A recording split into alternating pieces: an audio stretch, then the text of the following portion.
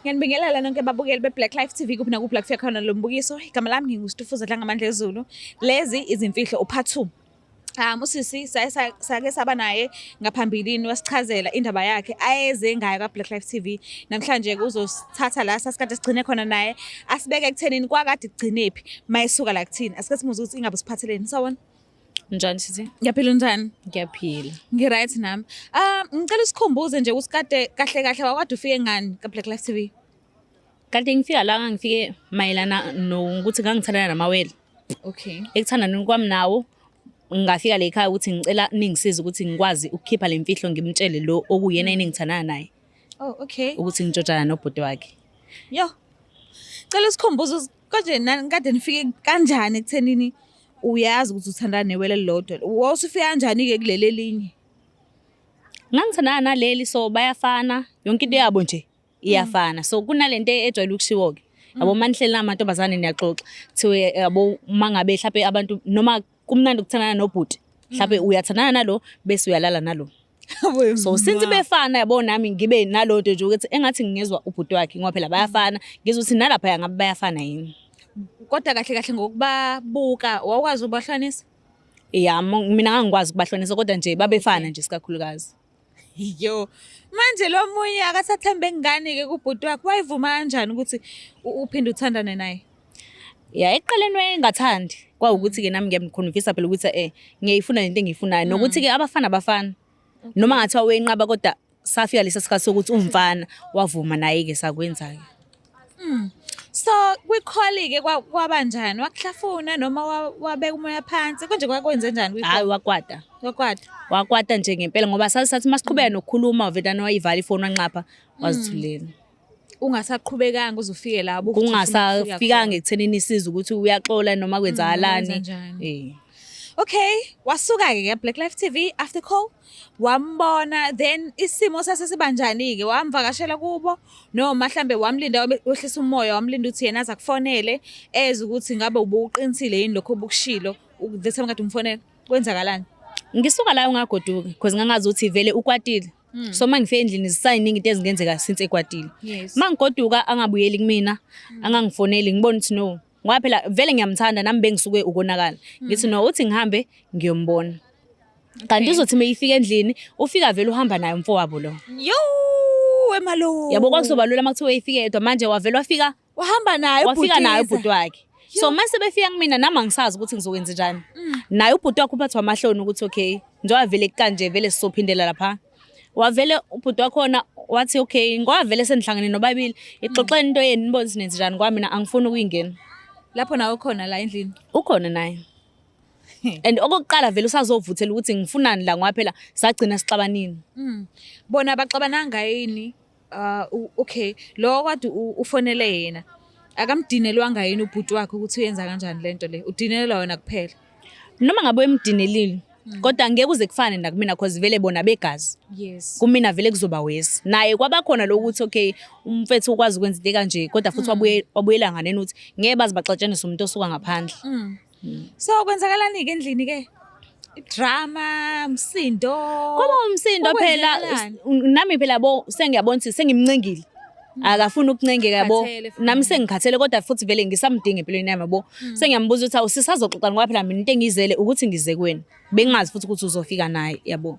Kube nomsindo ke ngenhlanhla leyo ke lo engamtshontsha avedana asukume athi ucela ukusinika ispace. Okay, avela hambi. Avedana hambi.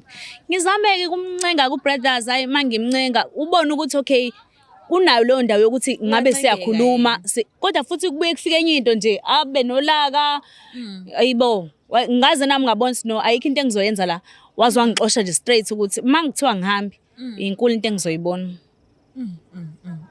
Ma. So wamlinda wehlisa umoya waphinde wabuyela ke nomncenga futhi noma wavela wamyekela nje ngaleso sikhathi? Ngaleso sikhathi ngabona ukuthi ayikho into engizoyenza.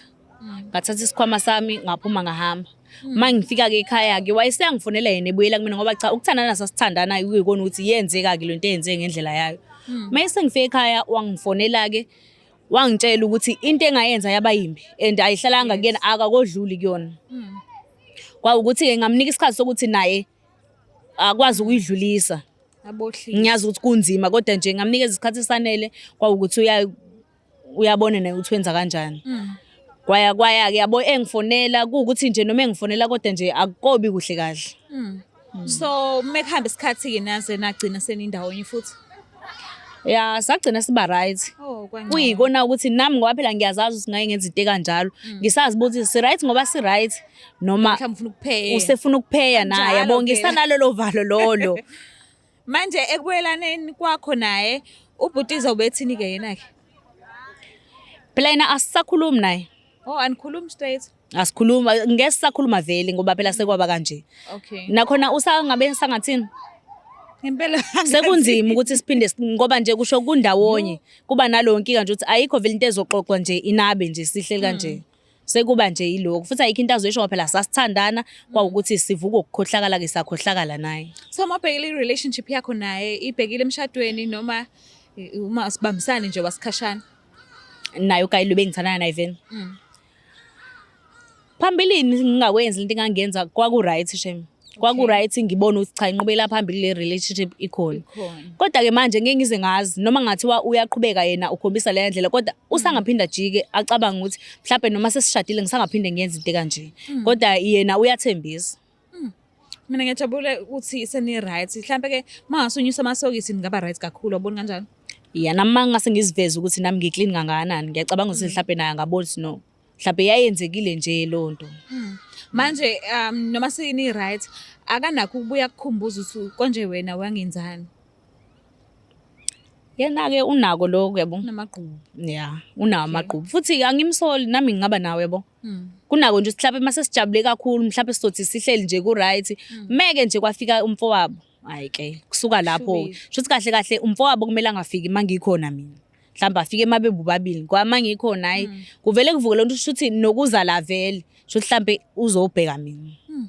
Ungathini kubantu mase kuthiwa nje ufisa ukubakhulisa abantu abangathembekile kubudlelwane abakubona nabantu babo? Engingakusho nje ukuthi mangabe umbona umuntu wakho uthi uyakuthanda asikho isidingo sokuthi uganye ngoba egcineni ugcina sowulahlekelwa into ekhona ngengekho. Yabona mina ngibonile ngami. Ngibona ukuthi okay lewele leli bengeke into kade siyenza nalo ngaphandle kokwenza lonto kade siyenza nje engatheni.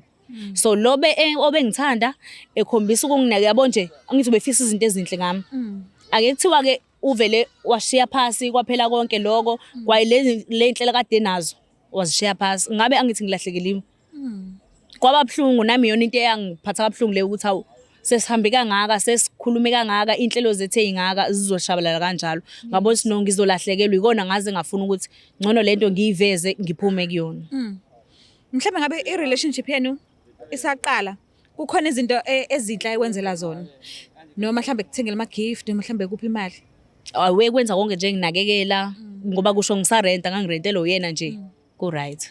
Emva kokuba kade ke ethole lokhu kuhlukumezeka okwakho okade ukwenza nomfowenu ngabe mhlambe nomfowabo ngabe mhlambe izinto ezinhle ayikwenzela zona kudala usazenza namanje noma mhlambe usenciphisile noma khona engasazenzi nje inhlobo? Ayi ngeke ngiqamba manga shem. Ekade ezenza nje akusafani nasekuqaleni. Kunciphe kuphi? Sekunciphile nje yabo besikhiphana engiposta engithengela imbali engiphi imali ya imali usangipha. Kodwa nje okunya ngiyabona ukuthi no akusahambi ngalola hlobo. Mhlambe asakuphi imali? Iyona angiphayo yona. Kodwa nakhona ayisafani nasekuqaleni. Usekupha kanjani kanti manje?